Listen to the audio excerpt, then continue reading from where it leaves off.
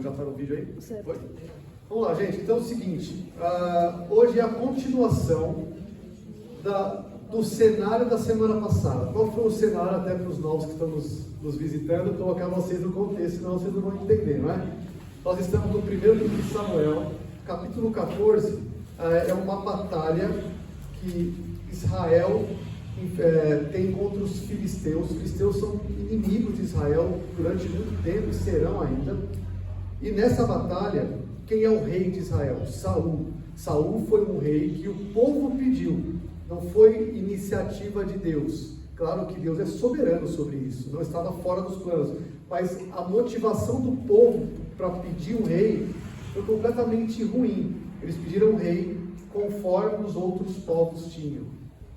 Então Deus atende esse pedido, mas foi como forma de juízo. Lembre-se que sempre que Samuel vai falar com o povo acerca de Saul, Samuel fala com um tom de juízo. Deus está julgando vocês, dando o rei. Então Saul é de fato alguém que Deus levantou, de fato é. Mas por quê? Ou para quê? Para julgar Israel. Não é um rei ideal, é um rei segundo as outras nações tinham, conforme o pedido de Israel. Então Deus entrega Israel ao seu pedido ruim e dá um rei para ele, Saul. Característica de Saul, o homem mais bonito de Israel, o Mister Israel. A Bíblia fala, se tivesse, é o homem mais bonito e mais alto de Israel. Ou seja, fisicamente ele aparentava ser um rei como as outras nações, mas a personalidade dele, as características pessoais dele eram completamente ruins.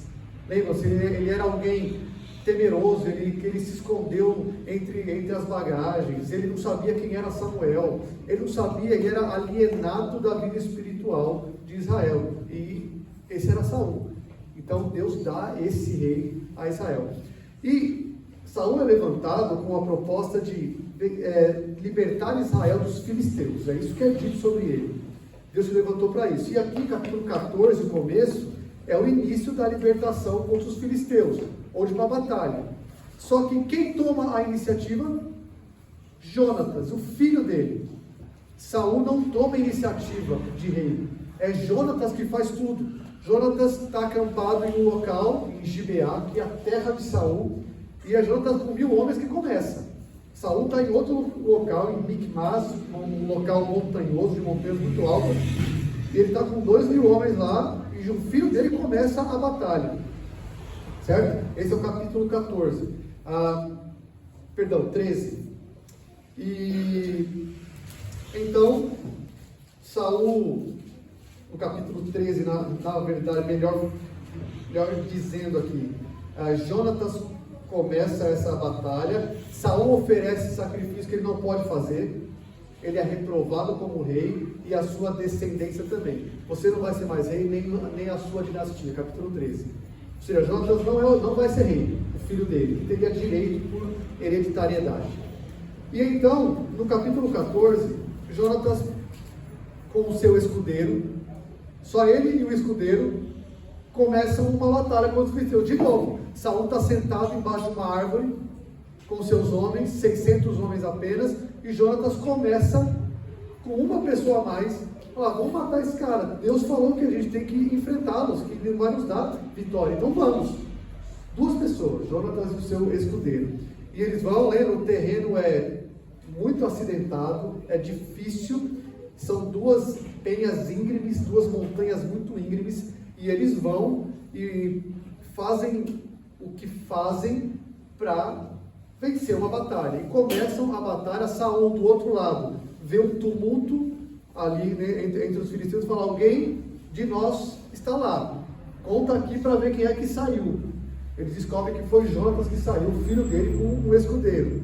E aí Saul decide ir então com seu exército e começa a batalha, tá? Assim que termina então o nosso texto da semana passada. Agora, lembre-se, o autor aqui está nos mostrando o contraste de Jonatas e Saul. A fé que Jonatas tem. Lembra que ele fala uma coisa muito bonita? Se o Senhor quiser nos dar, Ele vai nos dar. Faz até um sinal ali, né? Se o Senhor quiser, Ele nos dá, não precisa de muito não. Mas Saul está lá parado, esperando alguma coisa. Ele é rei, mas é o Jonatas que vai.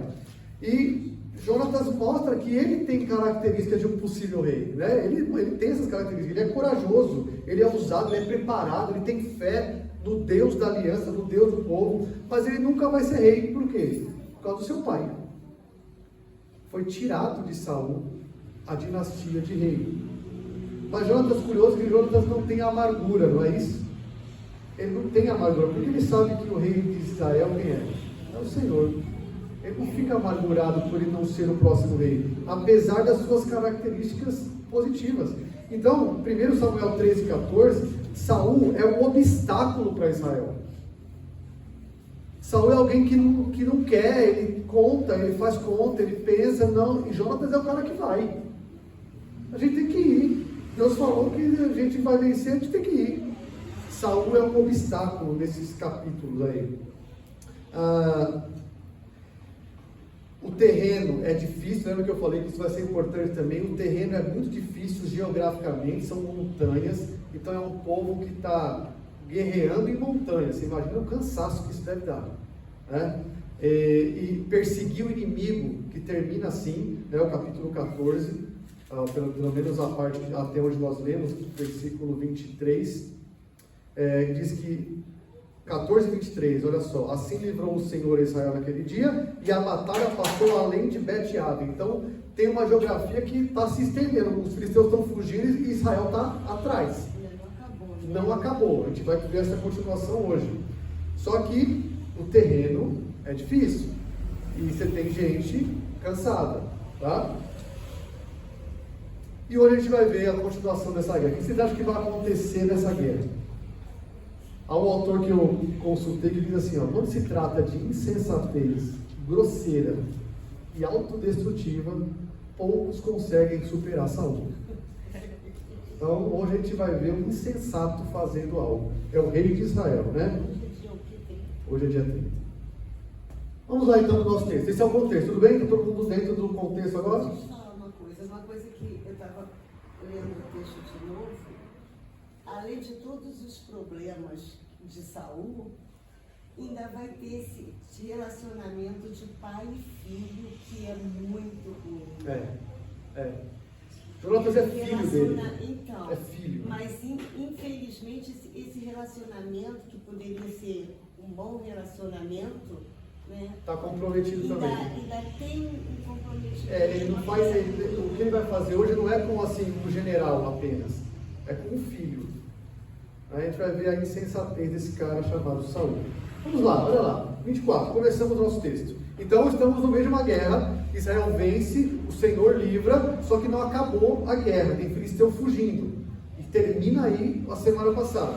24, estavam os homens de Israel angustiados, aqui literalmente eles estavam pressionados, duramente angustiados, naquele dia, porque Saul conjurara. O que é conjurar? É impor um juramento. Saul fez um juramento, um voto, um juramento para o povo, dizendo: maldito o homem que comer pão antes de anoitecer, para que me vingue de meus inimigos, pelo que todo o povo se absteve de provar pão. Então olha só, olha o contraste do versículo 23 para o 24. O 23 é: então o Senhor livrou Israel. Qual é o 24? E os homens de Israel estavam alegres. Não, o que diz o 24? Angustiados. O exército de Israel estava angustiado. O Senhor deu a vitória, eles estavam angustiados. Por quê? Porque Saul conjurou o povo, fez um juramento que envolvia o povo. Ele impôs esse juramento para o povo. Qual é o juramento? Ninguém pode comer até o anoitecer, para que eu me vingue dos meus inimigos. Então o povo não pôde comer. A ideia de pão aqui é uma ideia, não é só pão, é alimento, tá? A ideia é: ninguém come. Com o cenário que eu dei, jejum, com o cenário que eu dei, como é que estava essa tropa? Você imagina a questão física dessa tropa? Aí vem o rei e fala: ninguém come. Brincadeira, né? Nós não sabemos o motivo exato pelo qual Saul fez esse juramento, mas há duas possibilidades. Primeiro, não atrasar os soldados na perseguição. comer seria atrasar. É uma possibilidade que alguns levantam, mas é muito pouco provável. A segunda é, por trás desse juramento, Saul queria tentar conquistar o favor de Deus com um jejum. Ninguém come até que a gente vença. Só que ele não fala até que nós vençamos, até que eu me vingue. Olha o pensamento egoísta, individualista de Saul. Ninguém come até que eu me vingue. Então esse possivelmente é o motivo pelo qual Saul faz esse juramento. Ele quer conquistar, ele quer fazer um ato religioso, com capa de piedade.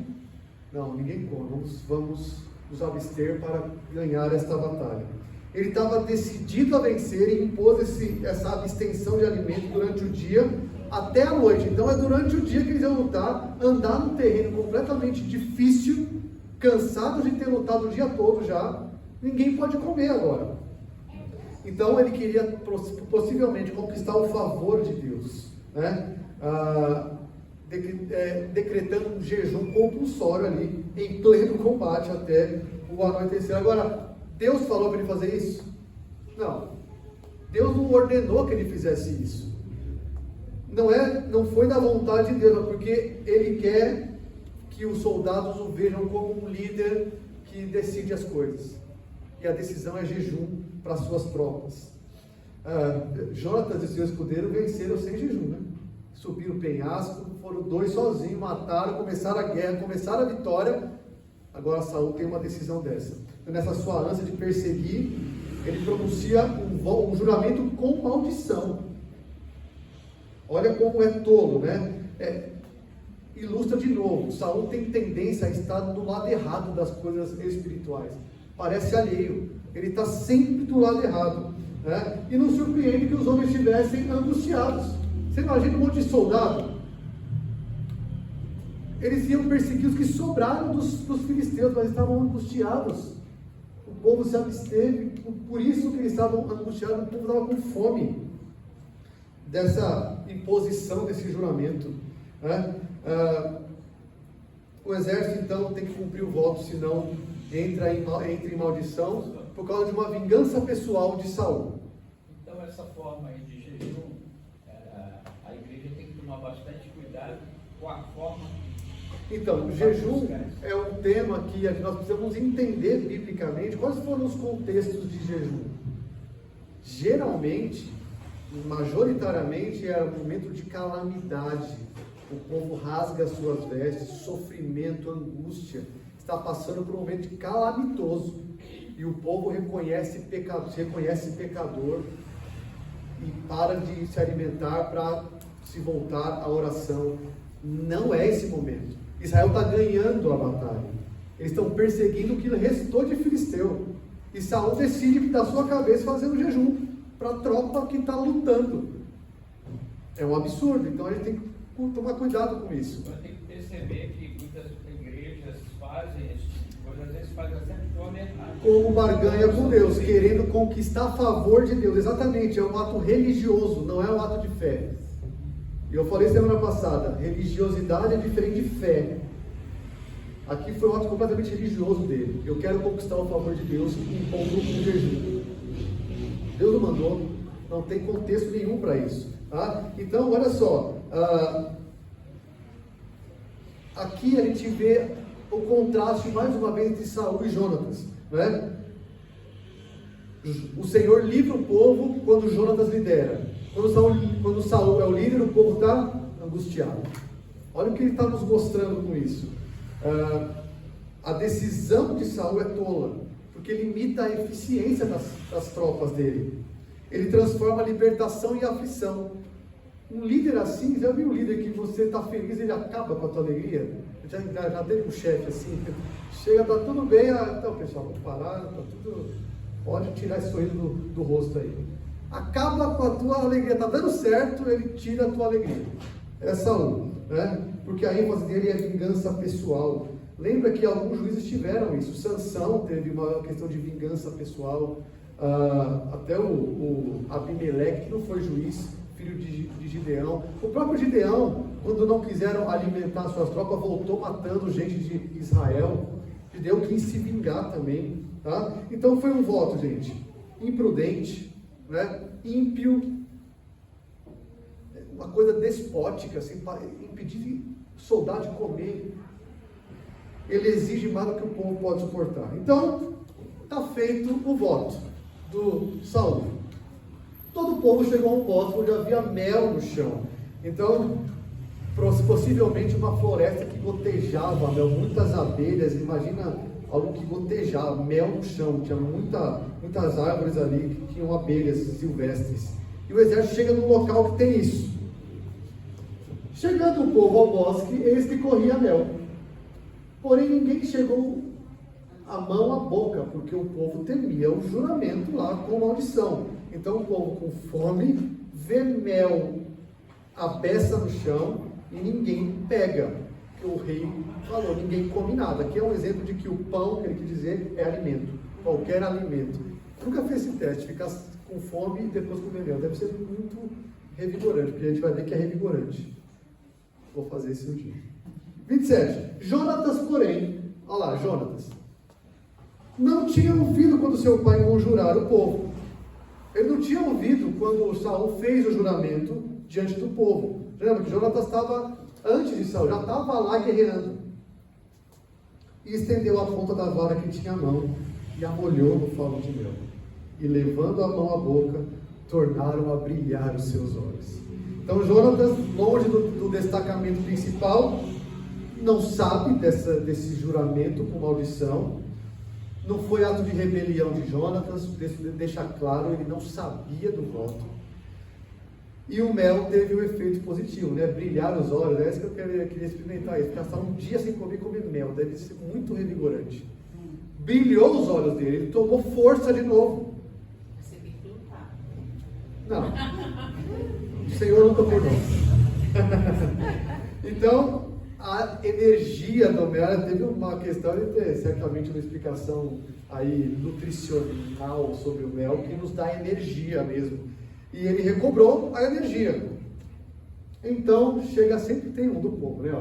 Respondeu um do povo: teu pai conjurou solenemente, ou seja, solenemente, Saul deve ter feito algo muito sério dentro do povo. Quem comer está sob maldição. Aí um fala para Jonatas: teu pai conjurou solenemente o povo e disse: maldito o homem que hoje comer pão. Estava exausto o povo. Olha o autor colocando, o povo estava exausto. Olha que piedade fazer isso com o povo. Então, disse Jonatas, não sei se é aqui.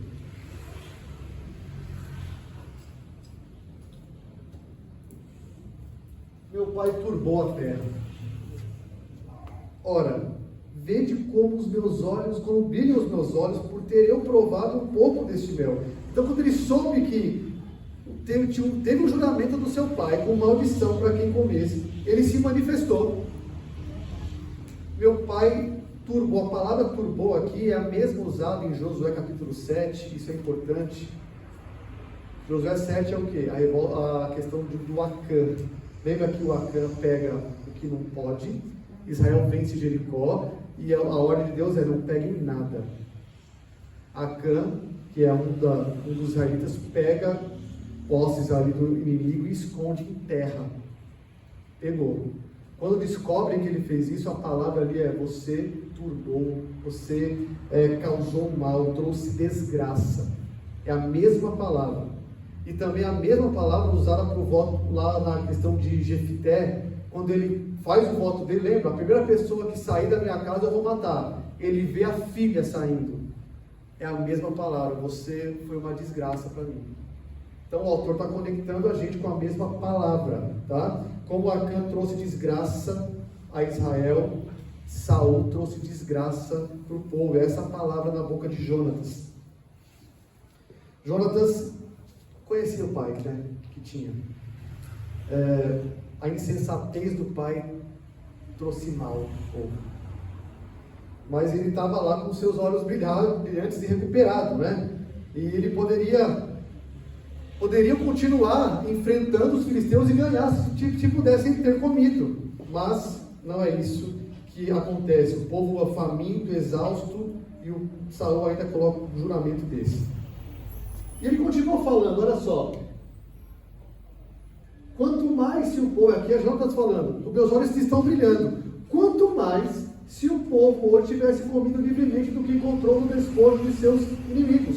Ou seja, quando mataram os filisteus nas terras, provavelmente nós vamos ver que tinham animais. Jonas fala, se eu estou assim, comendo mel, imagine se a tropa tivesse comido os despojos, estariam muito melhores, estariam mais animados. Porém, desta vez não foi tão grande a derrota dos filisteus. Jonas admite que se tivessem comido, então seria maior a vitória. Israel teria derrotado mais filisteu, os resultados seriam melhores, mas agora estão desastrosos, porque o pai não deixou comer. De novo, Saul exige mais do povo do que o povo pode aguentar, e ele exige o que Deus não exige, certo? Deus não exige isso, não exigiu isso. Saul que impôs. 31. Feriram, porém, aquele dia os filisteus, desde Micmas até Aijalon. O povo se achava exausto em extremo. Quantas vezes já o povo está exausto, né? O autor quer mostrar para a gente um povo exausto. Então, deixa eu só mostrar aqui, Micmas, né, e Aijalon, o nosso mapa. Onde é que estava esse mapa? Aqui, para trás.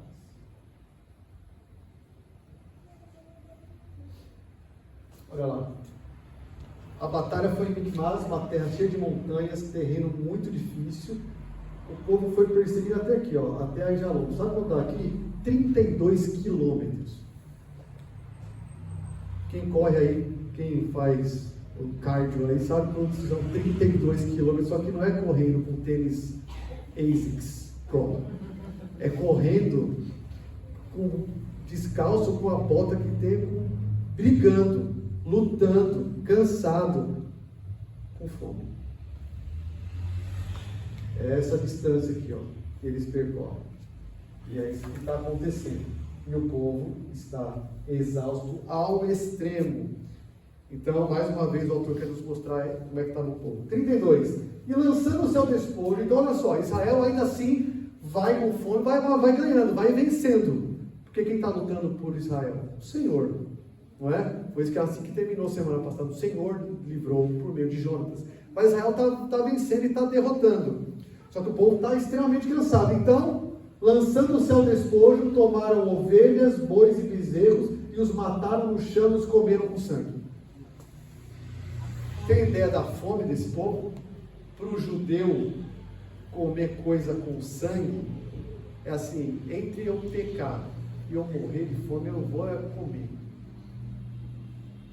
Então, desorientados, eles estavam com muita fome, foram animais, feras, parece besta, é fera que come carne com sangue, né? Que é instintivo. Quando Deus proíbe sangue, que a gente vai ver que já tem uma Saul ficar sabendo, é porque tem um respeito com a vida. O sangue, no sangue está a vida. E quando Deus coloca essa proibição, é que há um respeito. O senhor está tocando aí. Há um respeito para com a vida. Nós não somos bichos. Mas o povo aqui, de tanta fome, pegam os despojos, os animais que os filisteus tinham, matam e comem mesmo, sem cozer, sem esperar sangrar o animal, né? Sem deixar o sangue escorrer, que era assim que Deus tinha instituído na lei. Então, olha só, não sei se eles seguiram o exemplo de Jonas, vamos comer, vamos comer também. O filho de Saul comeu, ou se de fato foi a fome, não querendo saber o que ia acontecer, mas o voto insensato de Saul trouxe pecado para o povo. O povo não podia já, mas Saul fez o voto. O povo pecou também, mas por causa do voto de Saul, o povo tinha que comer. Segundo a lei de Deus, eles pecaram. Não pode comer animal com sangue pela lei de Moisés. Mas o que provocou isso? Um voto insensato de Saul, não é? Trouxe à tona mais pecado, esse voto. E aí sempre tem um, olha lá, sempre tem o X9, né? Será que foi o mesmo? Dessa vez foi o mesmo cara, né? Só, vou te contar um negócio agora. Disto informaram a Saul dizendo: eis que o povo pega contra o Senhor, comendo com sangue, justamente porque o povo conhecia a lei, não se pode comer carne com sangue. Disse ele, Saul, procedesses aleivosamente, rolai para aqui hoje uma grande pedra. Então, Saul quer assumir a liderança espiritual do povo. Aleivosamente é exatamente. Eu vou pegar uma tradução aqui, ó. É o versículo 33. 3. Com traição, a outra versão é traidores. Vocês foram infiéis, outra versão. Aleivosamente, essa questão de trair, de ser infiel, tá? Vocês cometeram um grande pecado. Essas são as traduções. A Deus ou a ele? Veja, é Saul falando, vocês são traidores, vocês foram infiéis ao Senhor, vocês comeram com sangue. Onde eu estou aqui.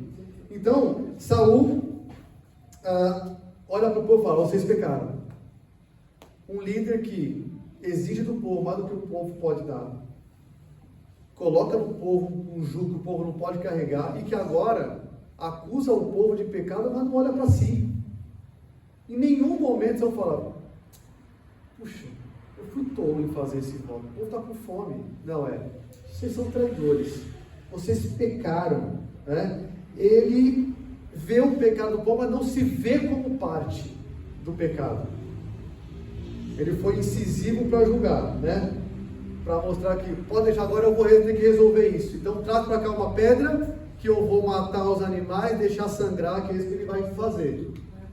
Disse mais Saul, então essa grande pedra também é para isso. Espalhai-vos entre o povo e dizei-lhe. Então, ó, manda esse recado para o povo. Cada um me traga o seu boi, a sua ovelha, e matai-os aqui e comei. Então, ó, tragam aqui, veja, ele está centralizando nele a solução. Vocês pecaram, agora eu vou resolver isso. É o líder espiritual, né? Entre aspas. E comer. E não pequeis contra o Senhor, comendo com sangue. Então todo o povo trouxe de noite, cada um seu boi, de que já lançaram a mão, e os mataram ali. Veja, de noite, o povo está exausto. Então tragam para cá. Ele não quer deixar o povo dormir agora. Tragam para cá que eu vou fazer o que tem que fazer. Tem que cumprir as exigências da lei. Saul. É engraçado, né? Saul quer cumprir a lei de Moisés. É isso aí. Então, a noite caindo já, o juramento já não tinha valor, porque, lembra, era até o final do dia, quando acaba o dia, já para o judeu é outro dia. Então, o juramento acabou. Então, agora tragam aqui que a gente vai comer certo isso agora. E agora pode comer. A noite chegou. 35. Edificou Saul um altar ao Senhor. Olha aí. Este foi o primeiro altar que ele edificou. Saul edifica um altar ainda procurando do seu próprio modo conquistar favor de Deus. Cadê o sacerdote aqui? Ele é rei. Edificar altar, ele tinha um sacerdote ali, né? É uma piedade sem entendimento, sem discernimento. Ele não vê que ele é parte disso tudo. Quanto mais longe de Deus Saul fica, mais ele é religioso, querendo cumprir rituais, sem estar em comunhão com Deus, sem priorizar a obediência a Deus, relacionamento com Deus. Ele quer se relacionar com os ritos e não com Deus, né? Ele quer o favor de Deus do jeito dele. Isso é um ser religioso. Ele usa manipulações religiosas. É a arca, traz a arca, né? Traz o sacerdote. Agora jejum. Agora tragam os animais, vamos comer direito porque estamos pecando. Percebe como Saul é um ritualista o tempo todo. 36. Disse mais Saul: descansemos, durmamos, né? Vamos dormir, gente, porque estamos tudo cansados. Não é isso. 36. Desçamos esta noite. Meu Deus, que agonia que dá esse texto. O povo não descansa, nem depois de comer. Esta noite vamos descer no encalço dos filisteus e despojemos-nos, ou seja, vamos vencer, tirar tudo que é deles, até o raiar do dia. Ele quer lutar da madrugada, e não deixemos de resto um homem sequer deles. Olha o que o povo diz. Nossa versão: faz se você quiser. Parece que essa versão: faz se você quiser, faz o que te parecer bem. Então Saul quer se vingar, lembra? Lá no começo para que eu me vingue. Essa é a motivação dele. Então ele quer se vingar, então ele não quer parar. Vamos lá perseguir, ele não dá descanso ao povo que estava faminto, agora o povo come, mas ele quer levar a cabo a sua vingança. O povo é só instrumento para ele fazer o que ele quer, né? Ele quer privar agora o povo de sono, não se importa com o estado do seu exército, de exaustão. Veja, como é que o povo responde?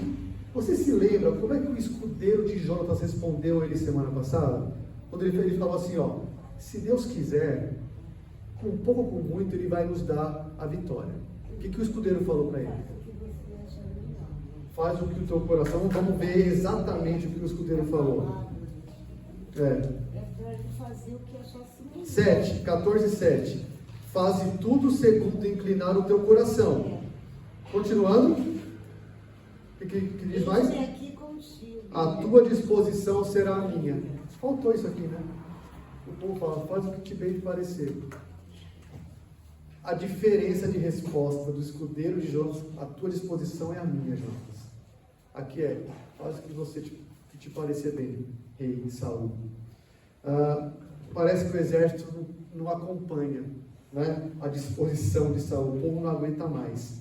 37. Então, olha só. Saul está decidindo tudo por si, certo? Até aqui. Aí vem o Aías. Lembra do Aías, o sacerdote? Bisneto lá do Icabode? O sacerdote falou, Saul, estou com a mão levantada aqui, quero falar um negócio. Cheguemos aqui a Deus. Alguém se lembrou de consultar o Senhor. Não foi Saul. Aí Saul consulta a Deus, dizendo, descerei eu no encalço dos filisteus? Entregá-los às mãos de Israel? O que vocês acham que era a resposta que Deus já tinha dado? Já tinha essa resposta, não precisava perguntar. Ele foi levantado para isso. Jonatas já tinha começado e já estava ganhando. Ele não tinha que perguntar nada. Saul já tinha a palavra de Deus sobre isso, mas ele pergunta, então eu vou aos filisteus? O Senhor vai me entregar os filisteus? Porém, aquele dia Deus não lhe respondeu. Então, diante da ordem do rei, o povo sem entusiasmo, o sacerdote fala, vamos consultar a Deus. O líder político, o líder religioso, tem que se entender aí, né? As perguntas de Saul, como eu disse, já são tolas, porque Deus já tinha entregado o povo, os filisteus, e Samuel já tinha usado a mesma expressão, veja, quando ele fala assim, quando Israel falou para ele, queremos um rei. Aí Samuel fala, então o rei vai ser assim, vai tomar tal, e quando vocês clamarem, ele não vai ouvir. Lembra desse texto? Quando vocês clamarem, não vai ouvir. Não ouviu. Saul silenciou, Deus silenciou-se diante de Saul. Saul agora quer que Deus fale e Deus não fala. E a falta de resposta para Saul é um sim ou não? É um não, né? A falta de resposta é não. Deus não vai falar, então ele fica inerte, ele fica parado, ele não sabe o que fazer, ele não tem resposta. Saul, o que Saul vai concluir com isso? Deus ficou quieto, certo? Cadê? Então disse Saul para o povo, cheguem para cá, todos os chefes do povo, e informar-vos e ver de qual pecado que hoje se cometeu. Porque Deus não falou. Né? Porque Deus não falou, Saul falou, tem pecado aqui. Te lembrou que história é essa? Acã, não é? Alguém pecou. Só que, gente, é uma lembrança de Acã que não é similar. Em Acã, Israel tinha perdido uma batalha com uma cidadezinha pequena. Israel era muito, muito mais poderoso com o Yahvé e perde para uma cidade pequena depois de ter ganhado de Jericó, que é uma cidade murada. Agora aqui, Israel está vencendo a batalha. E Deus se cala e ele fala, tem pecado aqui. Juntem o povo aqui, que eram os principais. Então Saul banca novamente o quê? O líder religioso. Ele é o juiz de tudo. Ele conclui que tinha pecado, então alguém pecou, alguém descumpriu o juramento, tem que encontrar a culpa. Nele não há arrependimento algum. Nunca houve, né? Desde que a gente começou a ver Saul, nem quando ele sacrificou, ele fala para Samuel, eu errei. Nunca houve esse ato em Saul, de se reconhecer pecador e falar, eu fui eu. Mais uma vez, tem pecado no povo, venham aqui, alguém deve ser culpado disso. Saul é o próprio Acã, mas não percebe, ele quer achar um Acã, mas ele faz parte disso. Agora, olha o que ele jura agora, olha que maravilha. Entre aspas, né? Porque tão certo como vive o Senhor, que salva Israel, ainda que com meu filho Jonatas esteja a culpa, seja morto. Porém, nenhum de todo o povo lhe respondeu. Olha o que ele faz. Tem pecado aqui, e tão certo como vive o Senhor. Isso é um juramento. Se tiver a culpa com Jonatas, ele vai morrer. Ele dá mais um passo a rumo à insensatez, né? Ele sentencia de morte quem for descoberto pecado, ainda que fosse Jonatas. E aquele lá que é o X9, nem agora ele não se manifesta, ele devia ser amigo de Jonatas. Ninguém falou nada. Sabiam o que Jonatas tinha feito, certo? Jonatas pegou a vara e comeu mel, mas ninguém fala nada. Por quê? Porque Jonatas foi o que, junto com a turminha lá, matou o filisteu, depois ele atravessou sozinho o vale liso e matou o vinho. Exatamente isso que o povo vai falar já já. Jonatas não vai morrer não. Se alguém salvou Israel aqui por meio do Senhor, foi ele. Mas olha só, ele jura até se o filho tiver culpa. Veja a tolice, a ironia aqui é que do cenário é que alguns sabiam que era João, mas ninguém fala nada. Isso é irônico, né? Mas ele vai deixar que Saul chegue a essa conclusão. Então, assim como Jonatas tem uma fé triunfante parecida com o Gideão, por exemplo, Saul tem uma tolice de um Jefté. O que Jefté fez? Jurou e matou a filha. Não foi isso? A filha.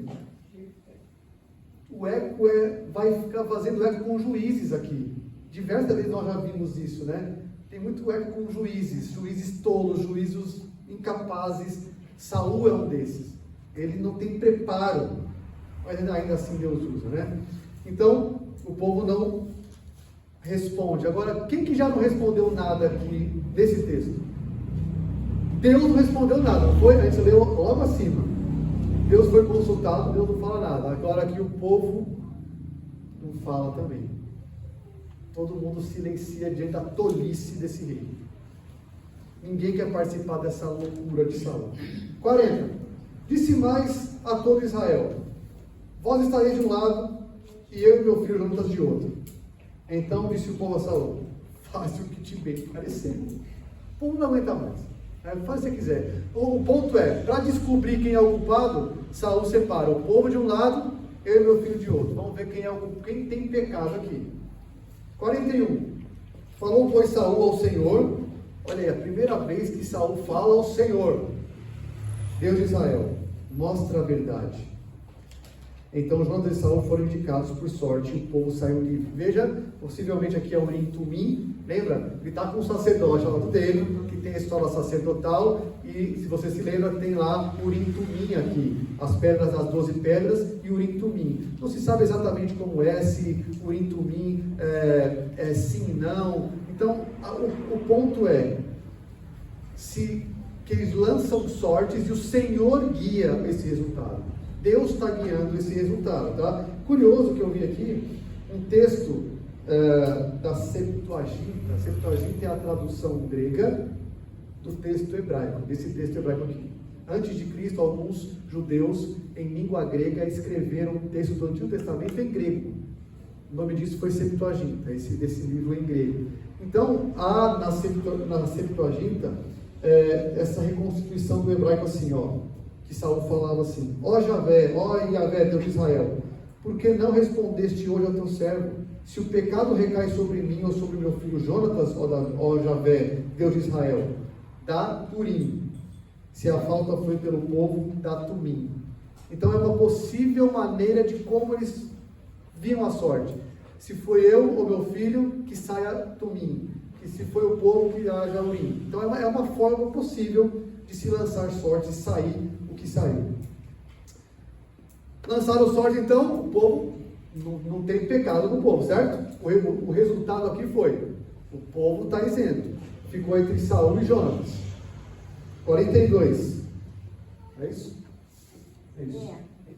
Disse Saul: lançai sorte sobre mim, Jonatas, meu filho. E foi indicado Jonatas. Então, a resposta veio. Quem pegou? Jonatas. Jonatas não era a causa do desfavor do Senhor. Na verdade, Jonatas foi o que teve a fé ousada. Mas Deus quis mostrar, Deus vai envergonhar Saul ao fazer isso. Foi Jonatas. Então vamos lá, vamos levar a cabo isso que você falou, Saul. Deus quer envergonhar Saul publicamente, porque ele é um rei tolo. 43. Disse o povo. 43? Então disse Saul a Jonatas: declara-me o que fizeste. Ou seja, caiu a sorte sobre Jonatas. Saul fala: o que você fez?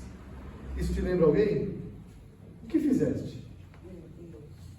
Deus falando com Adão e Samuel falando com Saul quando Saul sacrificou. O que você fez? Vamos lembrar o episódio de Saul? O que Saul diz lá quando Samuel pergunta: o que você fez? Ele dá trocentas desculpas, né? A gente elencou, acho que eram mais 5 ou 6 desculpas. Você não vinha, o povo estava assim, eu estava assim. Ele deu um monte de desculpas. Olha o filho dele, como é que responde. Quando disse: então somente provei um pouco de mel com a ponta da vara que tinha na mão. Eis-me aqui, estou pronto para morrer. Uau! Eu fiz, eu comi, eu estou pronto para morrer. Completamente diferente da atitude do pai, né? Quando Samuel pergunta para ele. Ele dá desculpa. Ele não assume. Jonatas assume e fala: ele me mata.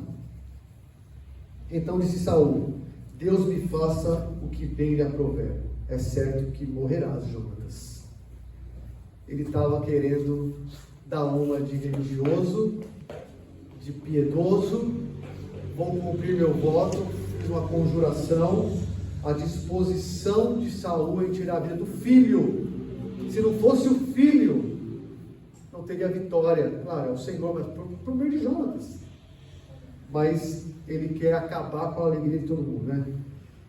Lembra de novo Jefté, que queria que ceifou a vida da filha, né? É uma vaidade religiosa aqui. Formalismo religioso apenas. Porém, olha o povo aí, Eliseu.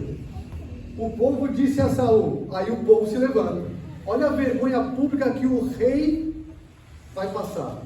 O povo se levanta agora e fala: morrerá Jonatas, que efetuou tamanha salvação em Israel? Tal não suceda, rei.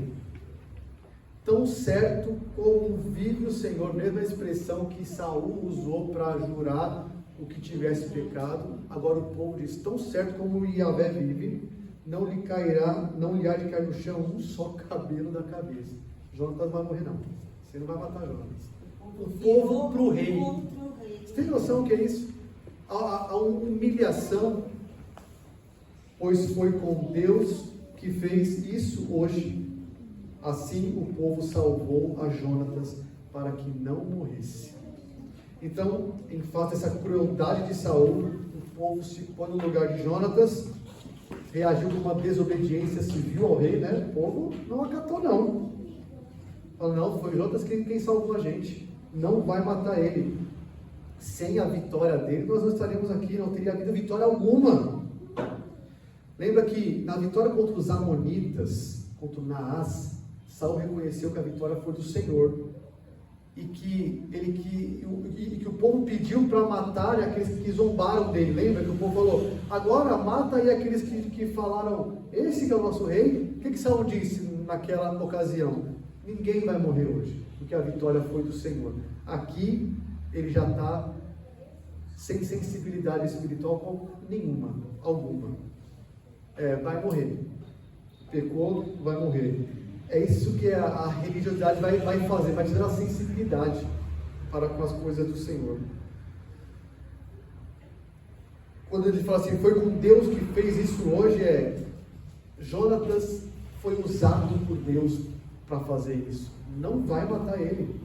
O exército intervém para salvar e repreender Saul. Então, o autor diz: foi assim que Jonatas foi salvo das mãos do pai. Então fica claro que esse rei não tem direção alguma, né? Não tem sabedoria alguma. sensibilidade alguma, admiração por ninguém, mas como você falou antes, né? Imagina a relação pai e filho a partir daqui. Relação povo e rei. Porque não é só um súdito, né? Era o filho. E o filho que levou Israel à vitória. Enquanto o pai estava sentado embaixo de uma árvore. O filho foi sozinho escalar a montanha espinhosa, escorregadia, para ganhar. Parece que ele já estava com um pouco de ciúmes do filho. Pai. Então, alguns autores que eu li aqui, alguns estudiosos, dizem que pode ser possível, nós não temos isso claro, que Saul fez esse voto, inclusive citando, ainda que seja Jonatas, morre por ciúme, porque Jonatas fez tudo. Como a gente conhece Saul mais para frente, vai ver que ele é controlador, ele é ciumento, né? Com Davi ele vai fazer isso. Pode ser que ele já tenha pensado em se livrar do filho, pelo filho ser um guerreiro mais ousado, mais corajoso, ser o que ele não era. Mas nós não temos evidência disso, de que a motivação já foi para quero eliminar Jonatas. Mas assim, é a natureza humana. É. Né? Até hoje tem isso. O outro faz melhor que eu, não faz do meu jeito, eu quero me livrar dele. Então eu me livro de quem Já que eu se tenho- sobressai a mim. Já que eu tenho mais hierarquia, eu me livro de quem é melhor que eu. Isso até hoje, Exato. é a natureza humana. Então, gente, o que era para ser um dia de festa, olha o que virou. Não é triste isso? Virou isso. Um jurando que não pode comer, o povo exausto, ninguém aguentando mais, o povo falando, faz o que você quiser, Jonatas jurado de morte, o povo contra o rei agora, Jonatas, uma situação tão difícil. Não une o povo de jeito Pois é. nenhum, né? Esse é o rei que o povo pediu segundo as outras nações. 46. E Saul deixou de perseguir os filisteus, e esses foram para a sua terra. Então, quando a questão foi resolvida, era tarde demais para perseguir o exército filisteu, não concluiu aquilo para o qual ele foi chamado a fazer, que é matar o filisteu, que era derrotar o filisteu. Então, o foco aqui é Saul é um fracasso, Saul é tolo, é alguém com pensamentos ímpios, com o seu exército, com o seu próprio povo. Então, como a consequência disso, a perseguição foi cessada, parou por um tempo, e ele perdeu a oportunidade de acabar com os filisteus. É um rei insensato, agora com uma credibilidade completamente comprometida, né? Os filisteus iriam se levantar de novo para lutar. Agora, olha só, eu poderia parar o texto aqui. Eu não baixei, que vocês nem me avisaram. Eu li o 46, certo? Poderia parar o texto aqui. O que vem a seguir parece deslocado. Claro, a história acabou. O relato da guerra acabou. Israel parou, ninguém continuou perseguindo o filisteu. Agora o autor, antes do capítulo 15, que vai ser mais uma questão com Saul não terminou. Ele coloca aqui, parece que um resumo da vida de Saul antecipadamente. Um resumo da monarquia dele. Olha que curioso, olha só. Tendo Saul assumido, 47, o reinado de Israel, pelejou contra todos os seus inimigos em redor. Contra Moabe, os filhos de Amon e Edom, contra os reis de Zobá e os filisteus, e para onde quer que se voltava, era vitorioso. Peraí. Vamos tentar entender porque o autor coloca esse trecho aí, inspirado por Deus, porque vai ter mais um trecho de Saul ainda. Uma batalha aí contra os amalequitas. É o capítulo 15, semana que vem. Mas o autor coloca esse resumo, parece que morreu Saul. Parece que eu falei, né? Morreu Saul e isso foi a história dele. Ah, não. Ele coloca aqui. Por que ele está colocando isso? Né? Porque depois de mostrar a insensatez de Saul, o autor faz uma pausa e dá uma síntese do seu reinado. Que, apesar da imaturidade espiritual, apesar de... O que você mais pode falar de Saul? Apesar de... Você tem um monte de coisa para falar dele, né? Apesar de Saul ser quem foi, olha o que Deus fez. Ele teve vitória. Olha aqui. Eu vou abrir um mapa aqui. Deixa eu ver se é isso. Deixa eu abrir um mapa aqui para mostrar esses povos aí. É esse. Isso. Deixa eu ver.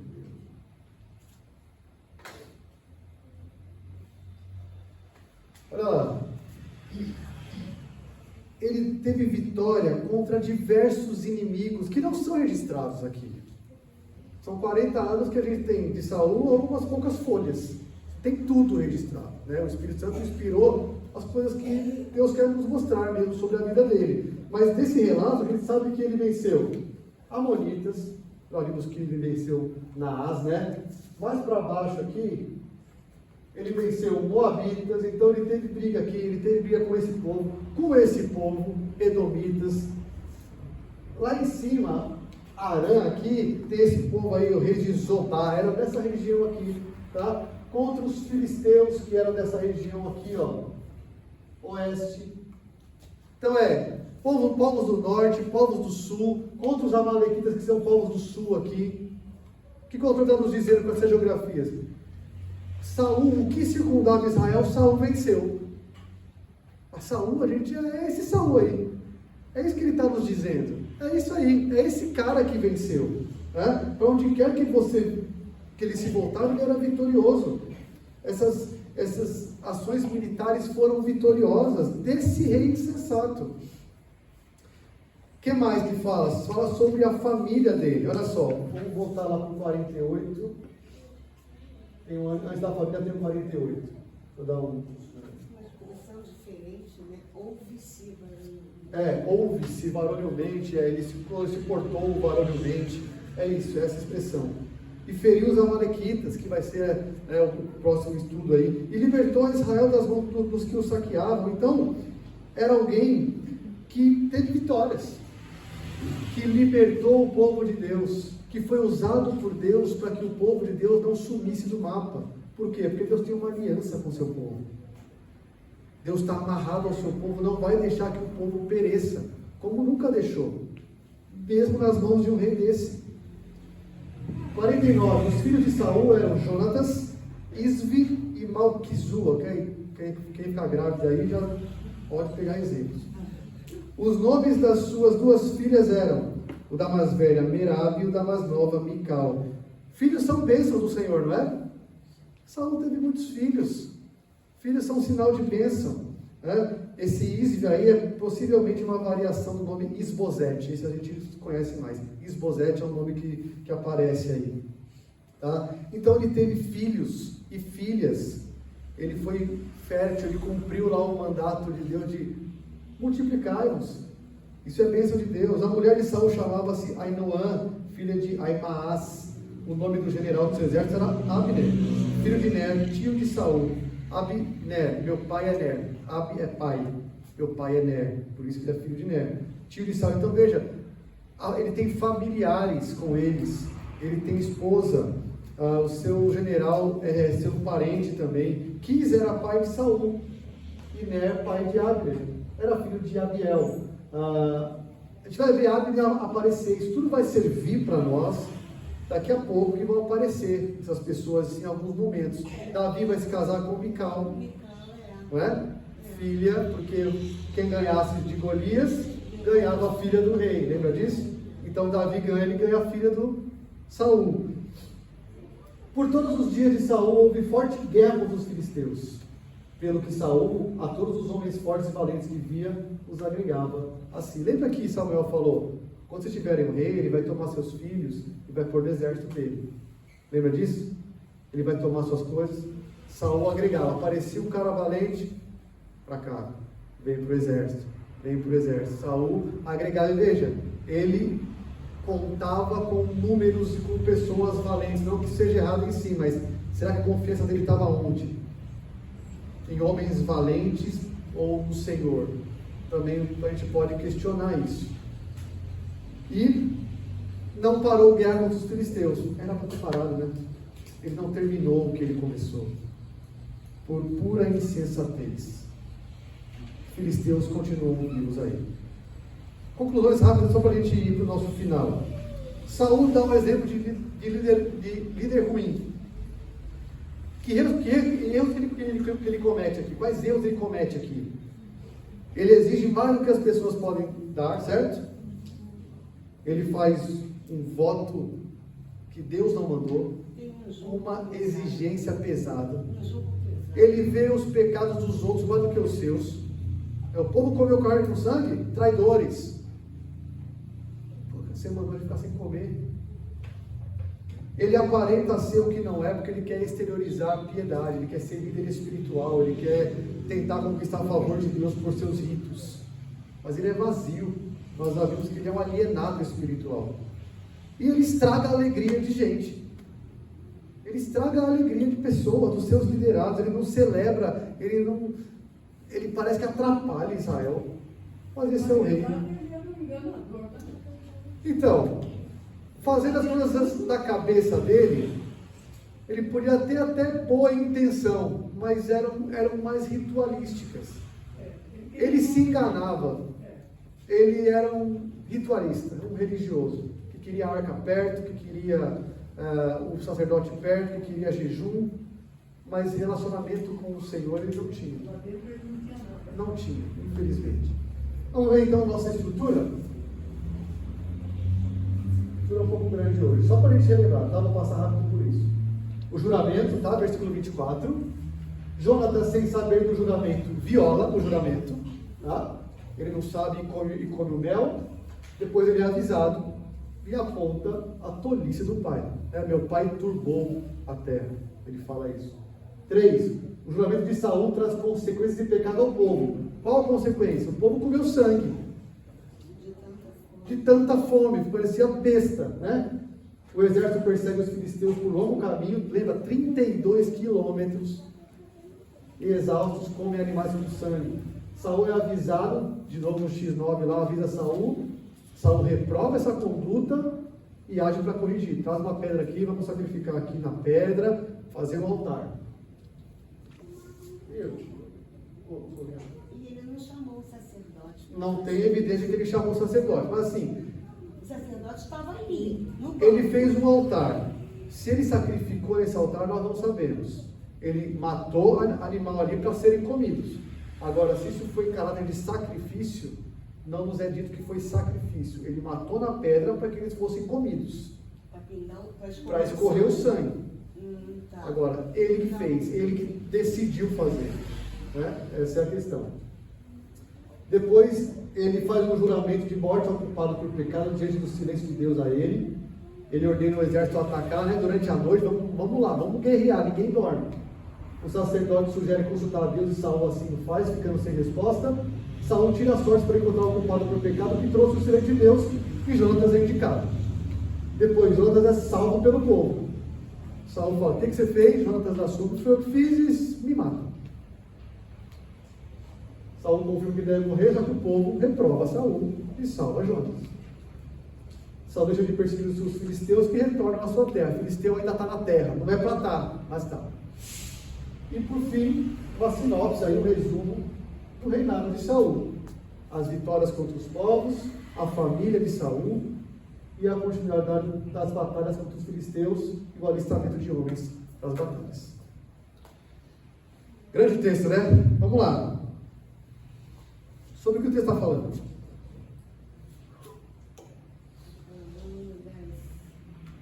Como eu não dividi esse texto parando lá no 46, nós temos uma cena de guerra até o 46, do 47 ao 52 a gente tem uma sinopse.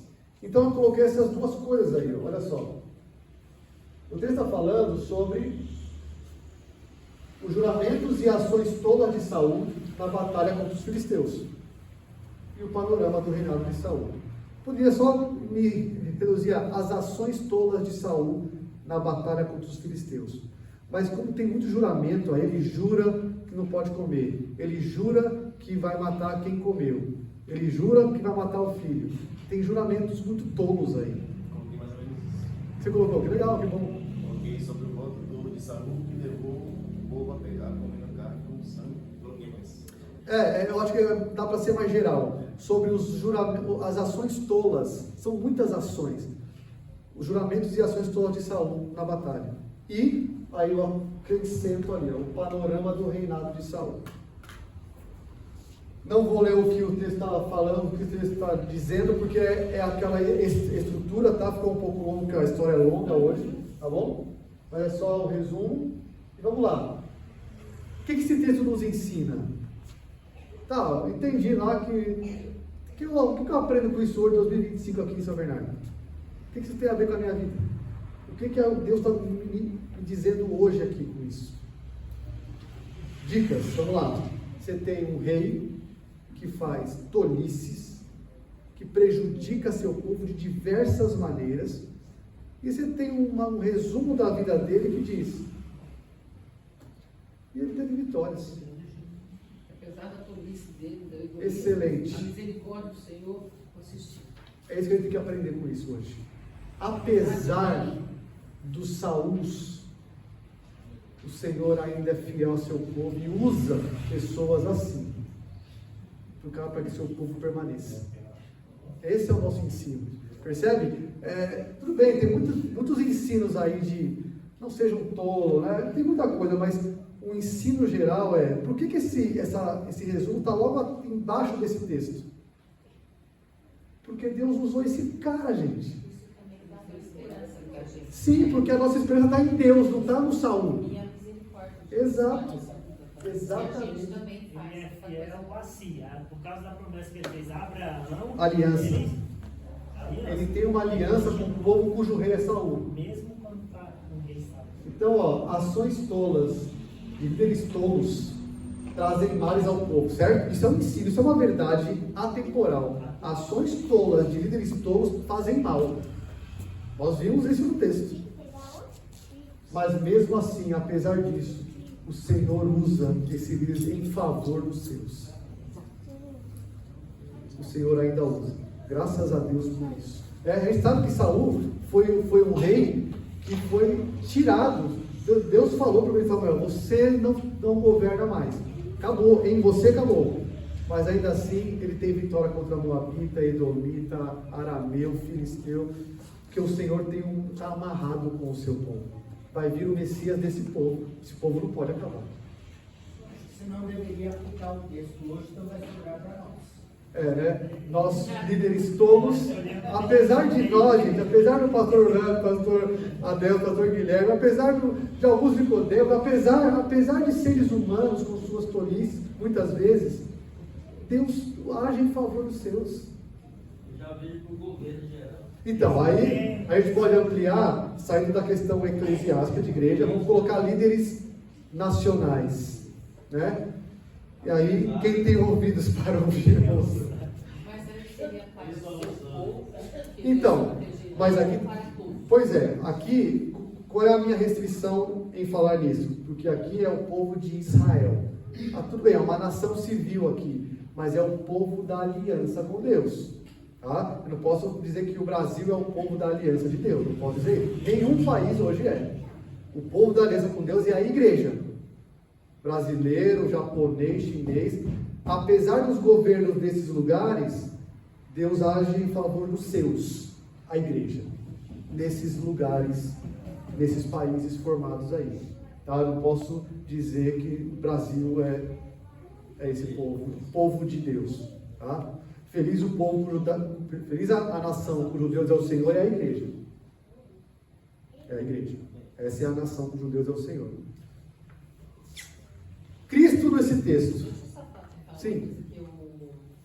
que Jesus também ficava muito bravo com os fariseus, que eles também colocavam uma carga no povo Isso. muito grande. Um jugo muito pesado. Eu pensei, o jugo de Jesus é leve. É leve. Não exige tanto da gente. Eu pensei isso. Isso é uma aplicação de cadê Cristo nesse texto? Jesus está onde aí? Um contraste, né? Aí é o contraste. contraste. O jugo, o fardo do nosso rei é leve. Nossa, E ele leva com a gente. Tomem sobre nós o meu jugo e aprendam de mim. Eu sou manso. Ele não é Saul. Ele não vai exigir de nós mais do que nós podemos suportar. Esse é o nosso rei. Esse é o rei do não povo nos de Deus. leva a pecar. Ele não nos leva, veja, esses são os caminhos para Cristo. O nosso caminho do contraste, o nosso rei não nos leva a pecar com suas exigências. Então, se tem alguém, algum líder de igreja, exigindo coisas que Deus não exige, fazendo a igreja pecar, isso não é um líder sensato. Né? Quando vocês fazem parte dessa igreja e fazem juramentos aqui que querem fazer parte, vocês prometem que estarão submissos à liderança, vírgula, enquanto nós líderes estivermos fiéis à palavra. Quando um de nós fecharmos isso e fazermos na nossa cabeça contra a palavra, você tem que desobedecer a gente, porque é contra o Senhor. Foi isso que o povo fez. Mas Jesus é o nosso rei que não nos dá esse jugo assim. Então eu coloquei aqui, ó. Escrito no texto, Jonatas, olha lá. Assim como Jesus que não pecou. Jonatas pecou aqui, gente? Não. Nesse episódio não, é claro que ele é pecador, mas ele não pecou, mas ele foi acusado de pecar e iria pagar com a sua vida. Te lembra alguém? Que não pecou, mas que iria pagar com a sua vida por algo que ele não fez. Então ele é um tipo de Cristo, né? Ele é visto pela liderança como um violador. Não foi assim que os fariseus viram Jesus? Você desobedece Moisés, não é? Você descumpre o sábado. Nunca descumpriu o sábado. Só que os fardos que vocês colocam, judeus, são muito além do que Deus pediu. Por isso que eles tinham Jesus como um violador da lei. Mas não. Jonatas agiu em prol do povo, arriscando a sua vida. Então ele é um tipo de Cristo, Jonatas aqui. O que mais? Jesus experimentou a ira do Pai, né? Mas de uma forma, olha só, Jonatas iria experimentar a ira de Saul, por algo que ele não fez. Mas Jesus experimentou a ira do Pai por algo que ele não fez, mas por algo que você fez. Ele tomou sobre Jesus, tomou sobre si o que nós fizemos. E Jesus sim, experimenta a ira do Pai. Jesus derrama sangue por nossos pecados. Ele se ofereceu para morrer, né? Jesus se oferece. Jonatas também, né? Jonatas falou, É, pode me eu matar. estou aqui para morrer. Se fosse para o bem do povo, né? Veja como Jonatas é um tipo de Cristo e o Saul é um antitipo de Cristo. A diferença é que com o Jonas, eles tinham bens materiais na vida de Jonas. Jonas tinha conquistado a terra, com Jesus era espiritual e eles falaram, crucifica. Eu vou colocar isso aqui, o povo é exatamente isso. A questão do contraste, ó. Coloquei isso aí no último ali, ó. Mas o primeiro, Jesus, após 40 dias de jejum, não pecou. Curioso, né? Jesus não pecou, mesmo em jejum. Mesmo o diabo falando, transforma em pão isso aí. Ele não pecou. Ele não pecou, mesmo em jejum, uma batalha espiritual muito grande. Ele nunca vai exigir do seu povo aí, ó. O Saul é o anti-rei, né? Nunca vai exigir mais do que seu povo pode fazer. Nunca. Ele é um rei que o jugo é suave, o fardo é leve. E aí, Eliseu, o último, ó. O povo não livrou Jesus da morte. É verdade. O povo falou, mata. Hoje, aí a história, o povo livrou Jonatas da morte. Com Jesus, o povo falou, mata, crucifica. Bom texto, né? Animador, né? Curioso. Semana que vem, últimos episódios de Saul, já preparando para Davi, gente. Davi já vai chegar, capítulo 16, Davi chega. Mas Saul continua, tá? Saul continua até perseguindo Davi. Mas esse é o nosso texto. Alguma consideração a mais? Pergunta? A gente gosta muito de falar mal dos pastores, né? Não na nossa igreja, mas todos os pastores, todas as igrejas. E eu sempre penso, Deus também usa esses pastores de alguma forma, né? Eles atingem muito a gente, né? E de um modo ou outro, Deus acaba trazendo a razão deles, né? Então, essa pisar nesse terreno, a gente tem que pisar com muito temor, porque apesar deles, a gente sabe de casos que são absurdos. Deus pode estar começando uma obra em alguém, né? Nós temos muitas pessoas aqui que vieram de outras igrejas que são visivelmente afrontosas à palavra, mas que começaram lá e Deus foi trabalhando desde lá, com líderes de lá. Então é um terreno muito temeroso para a gente pisar de uma forma assim, sem temor, né? Deus pode usar. Não é que ele é conivente com o pecado, nunca será, mas ele pode usar para propósitos. E ele tem misericórdia desses também, né? Porque muitos desses também podem cair na razão, né? Sim, nós oramos para que essas pessoas caiam em si e voltem para a palavra. Isso aí. Acreditado nisso, né? Quando você disse que procurou um bonitão lá para para ser o rei, Aham. e beleza não se põe na mesa. É o bonitão falando isso, pastor. E no caso de Saul, ele vai descendo e ele nunca tem esse resgate. Ele nunca se arrepende, Ele é né? substituído. É. Algumas vezes Deus tira e resolve de alguma A forma. paciência chega, né? Deus fala, chega, esse aqui não está mais. Mas você vê que ele nunca se arrepende. E assim, nesse resumo aí, que apesar de Saul ser Saul, e Deus continua na vitória e tal, também essa gente, apesar de mim, Isso. Deus continua me sustentando. Isso. Apesar de ser como eu sou. Exatamente. Deus Nós somos ainda Saul aqui continua tendo também. misericórdia de mim. Nós temos que nos olhar como Saul, É. porque nós muitas vezes queremos que os outros façam como a gente quer. A gente coloca o jogo no outro, mas a gente olha para o pecado do outro, não do nosso. A gente é muito Saul, mais do que a gente pensa. Se alguém se destaca, fica com ciúme. Eu fico com ciúme se alguém faz melhor, eu aponto o pecado dele, não vejo que eu faço parte também disso. Muito de Saul está em nós. E Deus nos usa, né? Graças a Deus, pela misericórdia dele. Deus nos usa. Vamos ficar em pé? Pode falar.